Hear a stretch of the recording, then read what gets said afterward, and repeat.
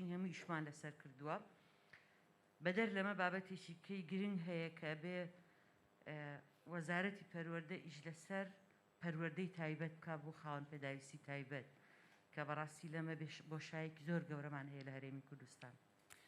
زۆر سپاس تەواو قسەت گەلێک سپاس بەوە کۆتایی دێنین زۆر سپاسی کاگالان و کاگارام دەکەم بەخوای قسەی ئەخیر کرا بەڵام فەرموو بە ئەو لەت لە نەمینێ زۆر گرنگی بەلای منەوەیە کە ئاماژەی پێ بدەم بە کورتی من دەمەوێت ئەوانەی کە لە ڕۆژی دووەمی و تاسک فۆرسە کارەکەن بەڕاستی بە ئەو نەغمەیەی ئینسانی کوردی دایمە دەبێ باسی تەشخیصی مەشاکل بکە بەس نەک بە تۆنی ئەسیربوونی ڕابردوو ئەسیر بە کێشەکانی ڕابردوو کارێکی خراپە نامانگەێنێتە نەتیجەیشکە ئێمە کێشەکانمان نەزانین تەشخیصی مەشاکلمان کردووە میکانیزم و دیدگایەکمان پێویستە بۆی کە چارەسەری ئەوانە بکەین من هیوادارم کار لەسەرەوە بکرێەوە و بەجددی ئەو نەخشەڕێیە ببێتە هۆی ئەوەی کە وەرچەرخانێک لە سیستەمی پەروەردە و فێرکاری ڕووبدە.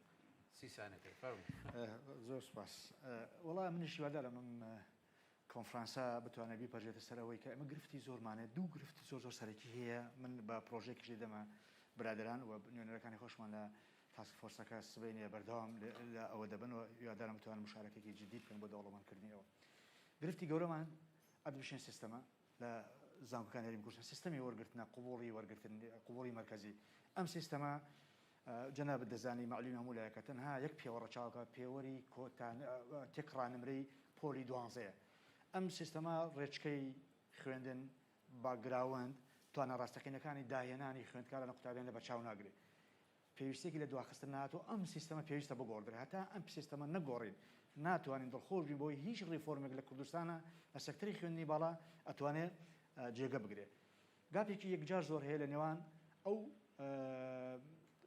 سکیڵانەی ئەو کارامەیانی کە لەناو پەروەردە دروستەگرن بۆ ئۆتۆماتیکی دێنە ناو وەزارەتی خوێندنی باڵا و چ ناو زانکۆکان گرفتی هەرە گەورە ئەگەر سیسان هەیە کەشم بێتەوەی قسە سەر ئەمە بکەم چکە مەسەلێکی جەوهەریە ئێمە لە وڵاتە پێشکەوتوەکانی دنیا هەموو ئەزانین خوێندکار کە هێتە زانکۆکان ئەبێ پێوەری زانکۆکان هەبێ من بە هەمان پێوەری تەربیەتە لای ئێمە بۆیە ناتوانێت سکیڵ و کارامەیە دروستکە بۆیە ئێمە بیرمان لەوە کردوێتەوە هیوادارم سبێنێ لەم پرۆژەیەش باز بکرێت کە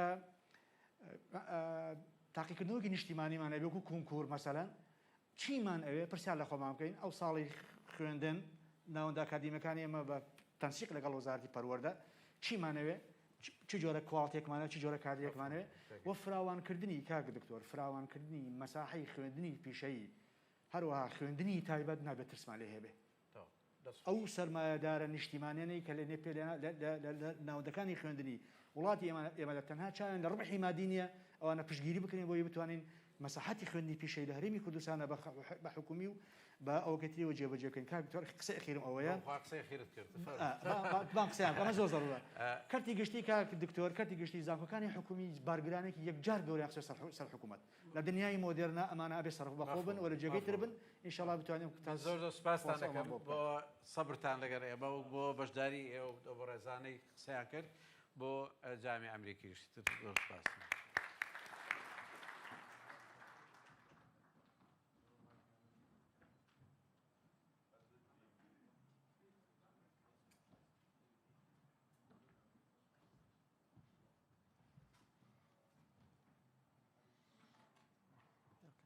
Unfortunately, we're a little behind time, so we're going to move on with the program.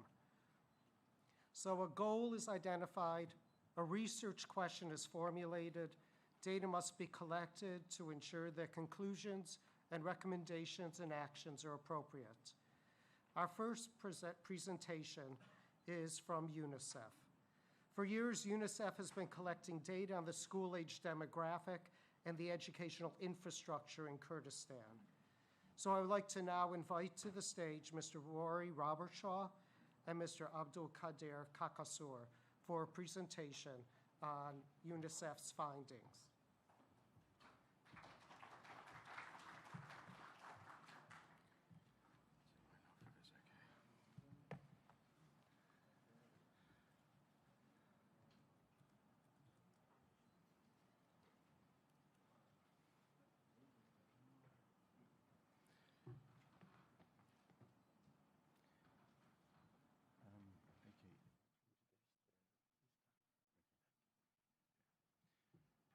Good morning, ladies and gentlemen.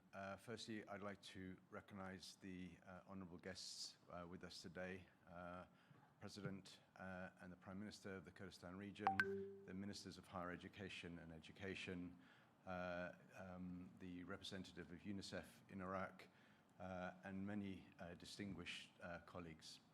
My name is Rory Robertshaw. I'm joined with Abdul Qadir, and we're going to talk a little bit about data and what data is telling us about the education system and the education outcomes in the Kurdistan region. To do this, I'm going to tell a little bit about my own personal story, my own personal education journey, to try and bring us back down to the reality that when we talk about data, actually what we're talking about is individuals, about individual human beings. And we have to think, as we think about how we want to transform the system in the Kurdistan region, what does that mean about how we respond at that more individualized level of need? The presentation today, it's a very visual presentation. And unfortunately, the screen is quite small, so we'll try and do our best if you're struggling to see it at the back to talk you through. It's not rich in words. In fact, there are very few words at all. And actually, this is something that is a kind of presentational trick that will be revealed in a moment. To begin with, I'm going to hand over to my colleague Abdul Qadir, who will talk us through the beginning of the presentation. Thank you so much. I would like to acknowledge that we were a little bit unclear about what we present here. But what we have seen from the Excellencies Prime Minister and President, we are really encouraged to mention the problems and also to solve the problem, because what you have created, the environment for discussion and transparent discussion, helped us actually to clearly highlight the problems and also to propose solutions, because we have solutions for every problem, because we don't mention only the problems, we have solution for everyone. So as Rory mentioned, the data is not a mathematical figures. So there are human beings behind this data. So the good data is actually a base for planning. Without having a reliable data, a real-time data, it will be hard to make any reform in education sector. So for that, actually, any decision requires the data that's coming from research. And there are also another type of research, which is called action research. And in Kurdistan, we have experienced some of this. And here we have 4 examples, actually, 2 good examples and 2 bad examples I want to mention. So the first example, that was the UNICEF-supported approach to improve quality of education in Kurdistan. So the approach based on the decentralization of management of schools and with the capacity development of the school together with the involvement of community. So this approach called school-based management, this has been in place since, 2018 or even before that. But for the last 6 years, UNICEF have been supporting this. And this initiative started with 6 studies conducted by an international firm. So the studies are really saying that without having decentralization in the school management and without having democratization at the school level, with the involvement of community, it would be hard to improve quality of education. So for the last 6 years, UNICEF have been supporting this and giving block grants, funding to the schools, and also develop the capacity of the school management. They formed a committee, they call it School Management Committee. The committee consists of the community and the school management together. So the first they do assessment what they call it school self-assessment. And then we train them how to develop a plan to improve the school improvement plan, and then how they implement. With a little amount of money, around a couple of $1,000, they have actually made some changes in the school. So now, because of COVID, we changed this, because now we learned that the schools are no longer important, but what is important is the learning inside the school, what children are learning, because schools or facilities were closed for the last 2 years. But this process was continued even during COVID. So what we are trying to focus now, how we improve learning with the school block grant. So this initiative, as I said, it's based on the research, and the research were implemented for the last 6 years.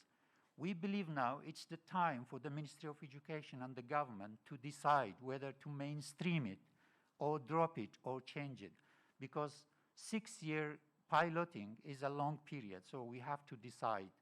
So I leave this for the government.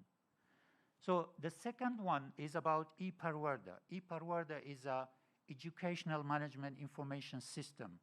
It's locally developed, and this is the good thing that this is representing KRG needs. And the system has a profile of every child. So the system was developed in the previous cabinet in 2012 and 13, but it was there without being implemented. In 2015 and 16 school year, we supported the system to be piloted in 255 schools. And then actually this initiative attracted the government to allocate more than $2 million to connect 4,000 schools, which was really appreciated. And now all schools in Kurdistan, they have connected to this system, which they have data, but the issue is now about the management of the system. So we actually had several meetings with the ministry, and now we conducted an assessment for the system, how we can make the system owned by the Ministry of Education, not by a company, and also how we make the system sustainable and also be the source for planning and decision making. So these are the two good examples that based on the research and data.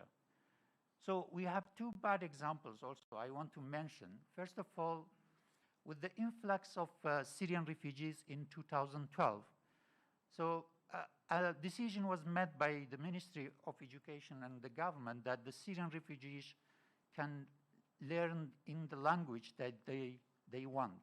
And for some reason, they chose to study in Arabic.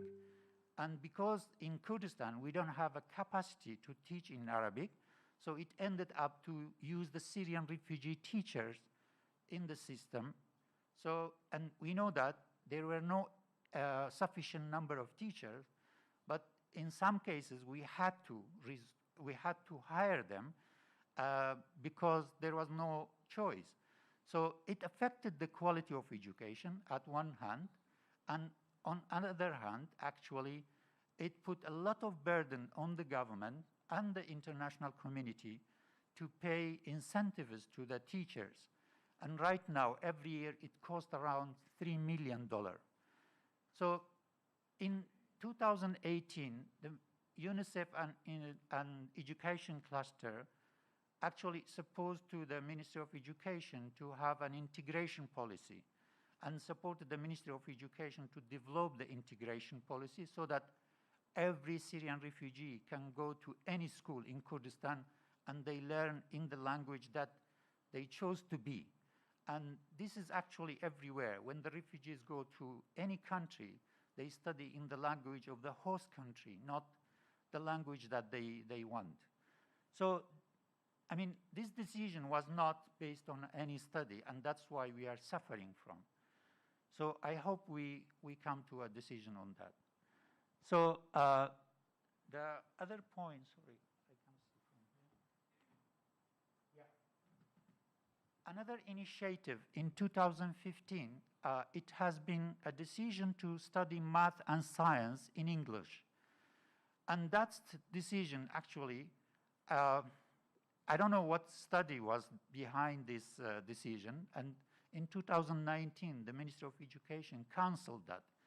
But so many children affected by the decision, and some children didn't understand what they are studying because it doesn't make sense for the grade 1 child to study English in the one lesson and in the second lesson study math in that language, which is unknown for the child. So these two bad examples, I know I really acknowledge that the Ministry of Education, they canceled that, but we see that many children were affected by that. Because education decisions affecting not only one generation, several generations, and this decision was in place for 4 years. So 4 years of children in grade 1, 2, 3 affected by this decision. Thanks. Thank you. Thank you, Abdul Qadir.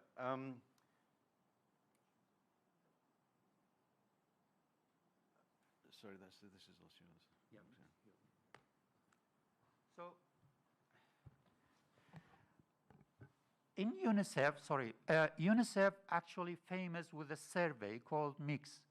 MIX, an abbreviation, stands for Multiple Cluster Indicator Survey. It's a household survey. First, it was conducted once every 5 years, but because of the need, this duration was shortened to 3 years.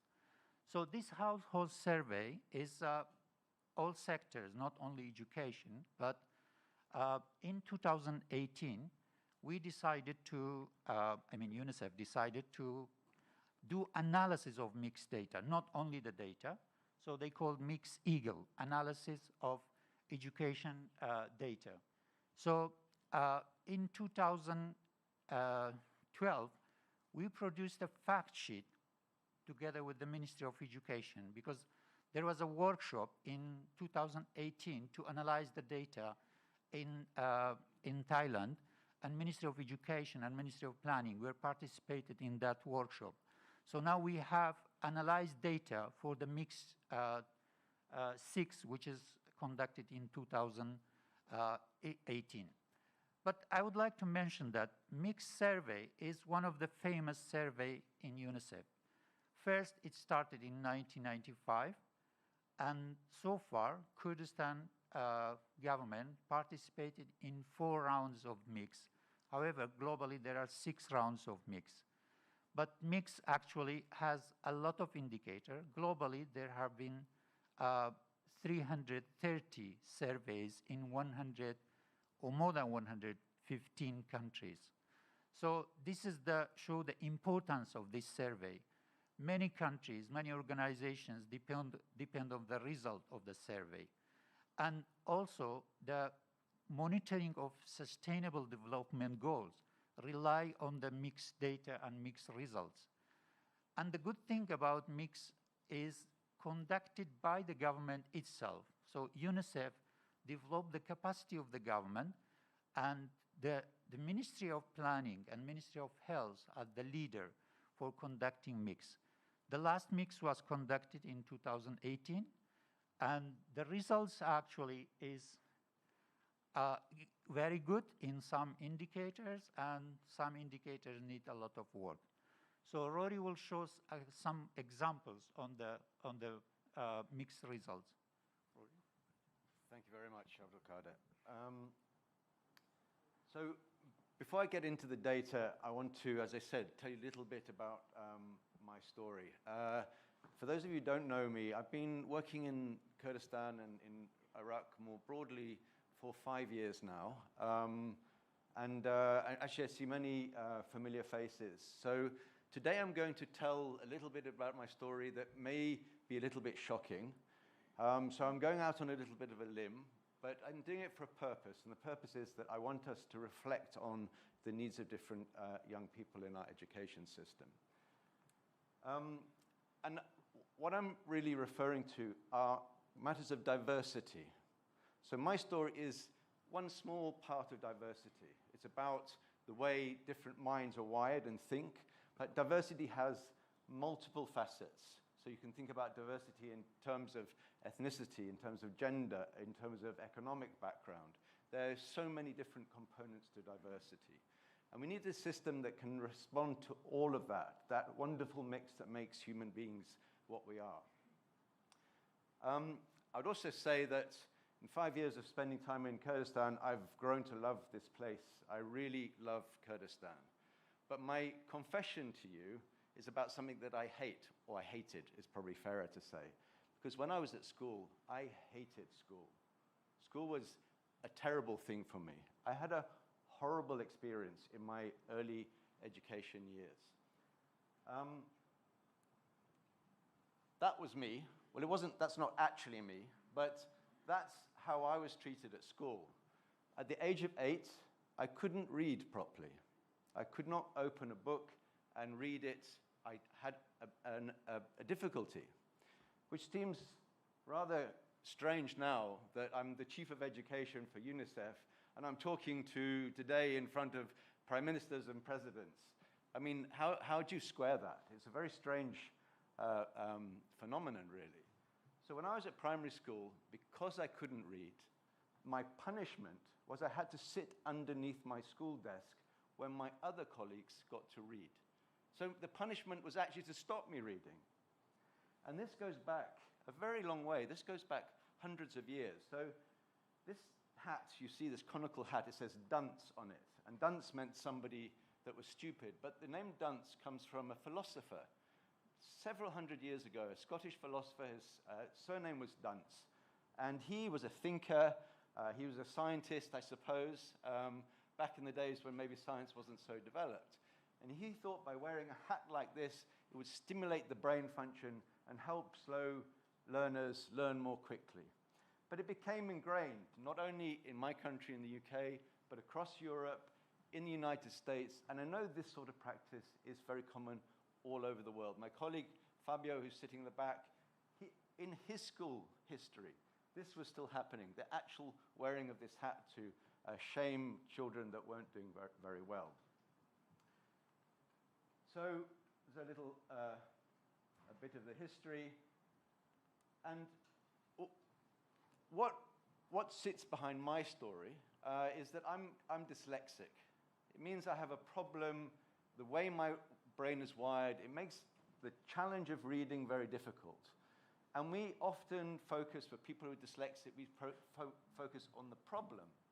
But actually, dyslexic people, forgive me for saying this because I'm reflecting on myself, they have other skills. They have some really important gifts.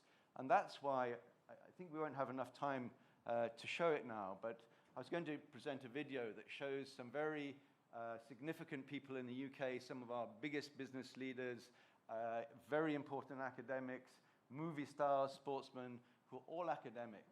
They may not have had the gift of being able to read easily, but they have many other characteristics, the way that they can visualize information, they can communicate, and other things.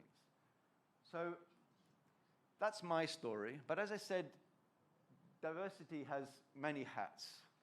And I want us to think, before we get into the presentation of the data, about a child like me, perhaps. So on the screen now, you can see the little town of Bagheera. It's about an hour and a half drive from Duhok.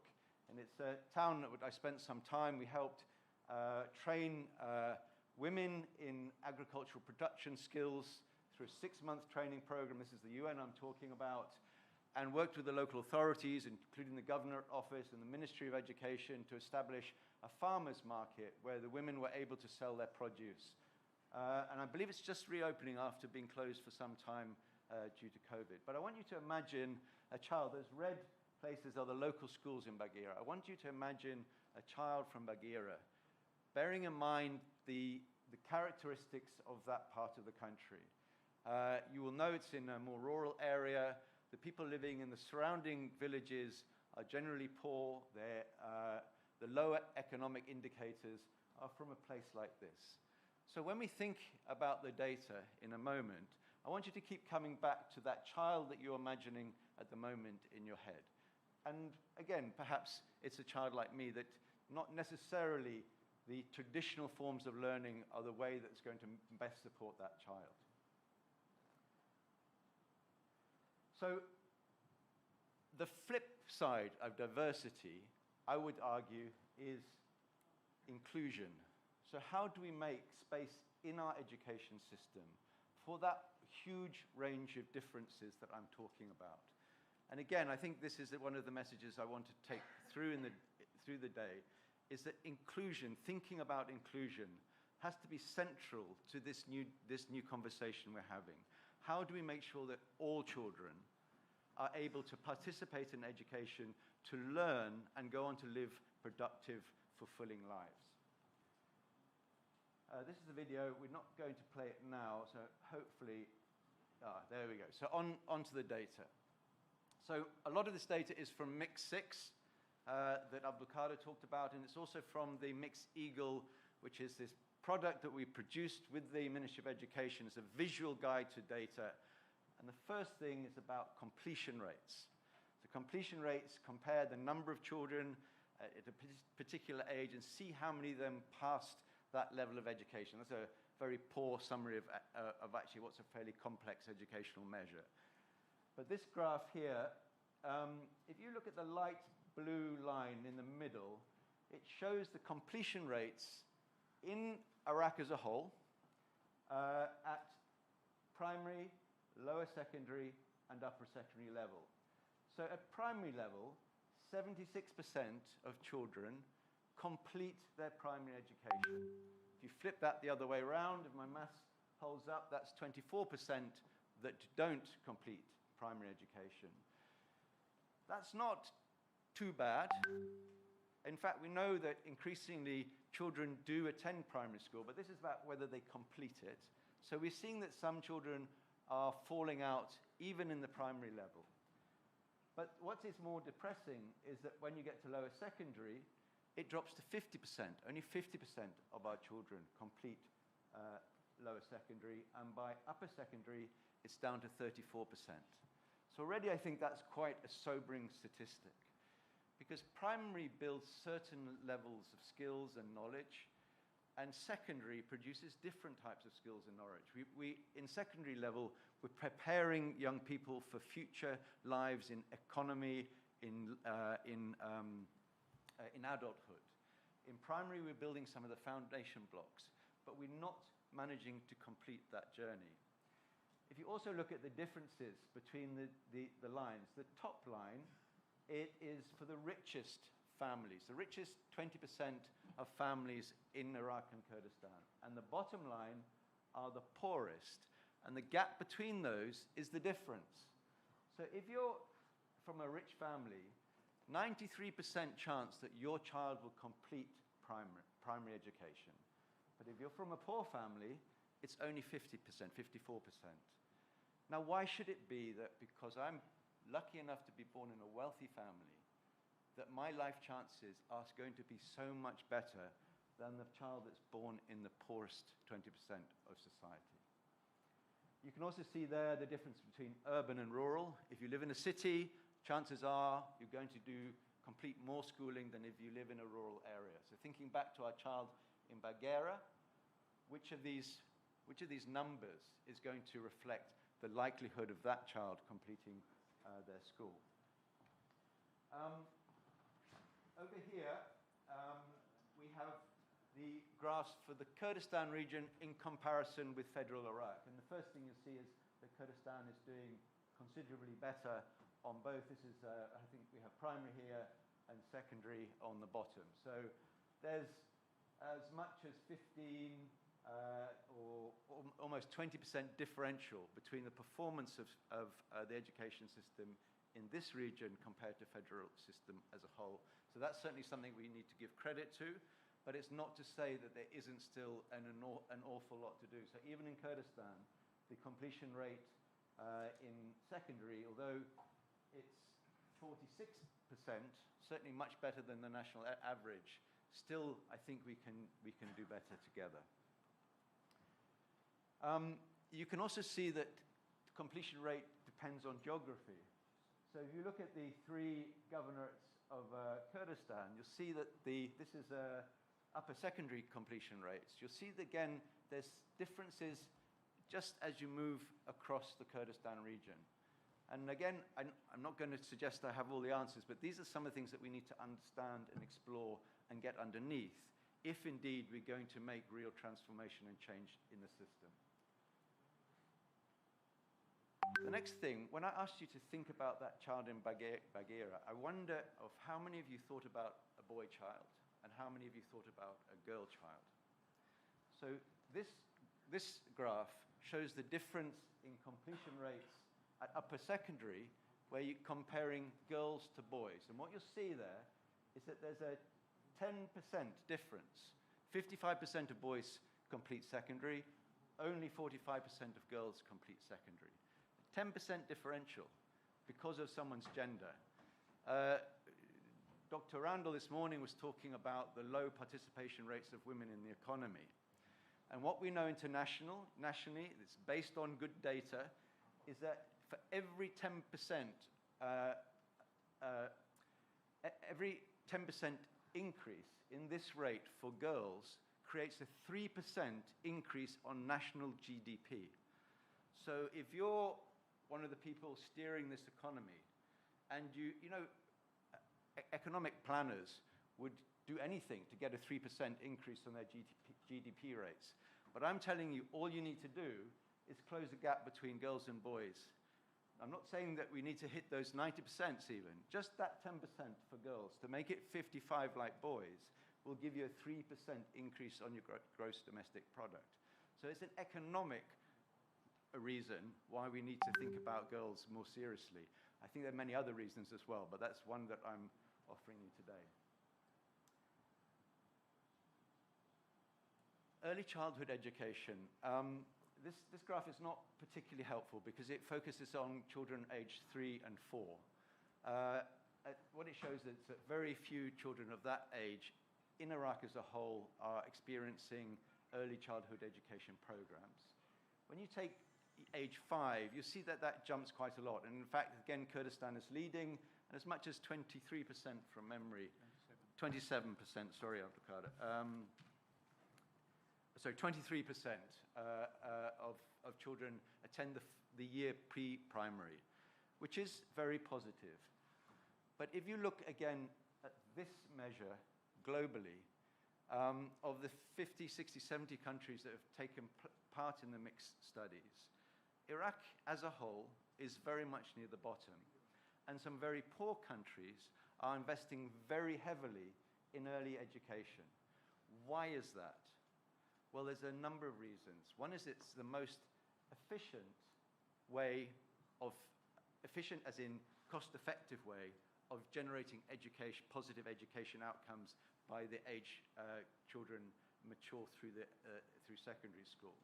So for every cent that you invest in early education will give you a much bigger premium than money that you invest in primary or in secondary. So that's one reason. There are also many others. Early childhood education, it's not just about education, it's more in a framework around a nurturing, caring environment. And we improve the nutrition, the health, and some of the softer skills of children in that really critical stage. Here's a very interesting study that was done by UNICEF globally. And it's about effective practices to increase access and learning. This is generally through the education system. They looked at many, actually this is a small reflection of a vast number of different education strategies. And they've considered what has had the biggest outcome on learning. And right at the very top, this one here, which shows a 25% impact on learning, is early childhood education. Don't get me wrong, none of these things are frowned upon. All of these strategies are positive. But if you want a really big impact, think about those early years. I'll just run down, you probably can't see. So the second one is building a new school in a village. The third one, which you were referring to earlier, is about mother tongue instruction and how important that is. Below that is teaching methods, improving pedagogical skills of teachers, community-based models. This is about like the school-based management system Abdulkader was talking about. These are all good strategies, but the one that has the biggest impact on learning is early childhood. The pre-primary school, getting children prepared for when they enter primary school. It's very, very important. Sure. Rory mentioned very, very important issue, which is the kindergarten or early childhood education. So it's an issue in Iraq and Kurdistan. In Kurdistan, more than half of children, when they go to grade 1, they have never been in KG. So we know that it's hard for the government to have kindergarten in every community or every village. It's very expensive, but there are also alternative ways. So we have to shift our mind from the building to the services. So from facility to the provision of services. So we don't need to have kindergarten in every village and every community. So we need to focus on how we provide this service to children. And in the past, I heard the Ministry of Education were discussing an idea to have grade 0 added to the, primary education. This is a good initiative if it is, the environment allow for this, because once it's annexed to the primary, it will be mandatory. So every child, when go to the school, they have to go to grade 0. So this is one of the options. There are also alternative ways. For example, in the existing schools, you can have 1 classroom or 2 classrooms for kindergarten. So there are other ways, for example, community-based center. So in the community, and we have examples of this in Kurdistan, where the community has a space, and that space could be converted to kindergarten. And the last one is actually, we are proposing to the Ministry of Education is a home-based, especially for the villages. So one of the, for example, a female in the community can convert one of the houses or maybe one room in the houses to a kindergarten. Not exactly as the kindergarten in the urban area, but with the standards in that village. So the reason is actually preparation for the primary education. So this is called school readiness, and this is the indicator. So we need to prepare the child for the school. And as Rory mentioned, this is the best strategy to improve quality of education. Thanks, Rory. Yeah. For the out of school, sorry, we cannot present this graph, it's here, but I want to say that, as Rory mentioned, for the completion, it's the other way around for the out-of-school children. In Iraq and Kurdistan, we have out-of-school children starting from primary. So in the primary, in Kurdistan, we have around 3.5% children who are in the age of primary school age, they are out of school. When it goes to the intermediate, although in Kurdistan we have basic school, which is starting from grade 1 to 9, so we can say from grade 7 to 9, the percentage becomes double. It's 7%. But the most interesting is actually girls is 15%. So more girls are, double girls are out of school than boys. And this is the point that Rory was trying to focus on. So we need to focus on girls' education in Kurdistan. And also when we go to higher education, in upper secondary, the situation became stable. So the girls who continue, grade 7 to 9, they continue higher, upper secondary, so what's called preparatory school. So it means that the grade 7 to 9 is very critical for girls. So we have to focus on that particular grades and how we encourage them to continue. So once they continue for even maybe higher education. Thank you. Thank you. We're running out of time, and I'm getting signals from my colleagues that we need to move forward more quickly so people can move on to the next. next stage. So I'm going to run through very quickly some key points. In Iraq, in the Kurdistan region, too many children repeat school grades. If you look particularly at grade 9 and grade 12, these are the examination years. Children, very high percentages, repeat the year. It's very, very inefficient. It costs you a fortune. We need to get the system right before that so kids are not having to repeat. You'll save money and you can reinvest that in your system. Dr. Randall spoke very eloquently this morning about the shift in economies and the nature of skills in the future. And I love this picture. I just stuck it in early this morning. This is a picture in the Vatican. It was painted 500 years ago by Raphael, one of the famous Renaissance painters. And this is, basically, it's called the School of Athens. And these are some of the most important thinkers from the Greek era. And in the middle, you've got Aristotle and Plato. It's the master and the apprentice. And Plato is the older gentleman here. He's holding his book in his hand and he's pointing to the heavens. And his book is about cosmology and it's about metaphysical things. And it's really about the importance of high-level thinking and knowledge. Whereas his protege, Aristotle, is pointing downwards. And in his book, he's holding the book of ethics. And the book of ethics is about practicalities. It's about empiricism. It's about applying knowledge in practice. And this very much is about the dichotomy of thought in education. Do we need ivory tower high-level institutions that develop our conceptual thinking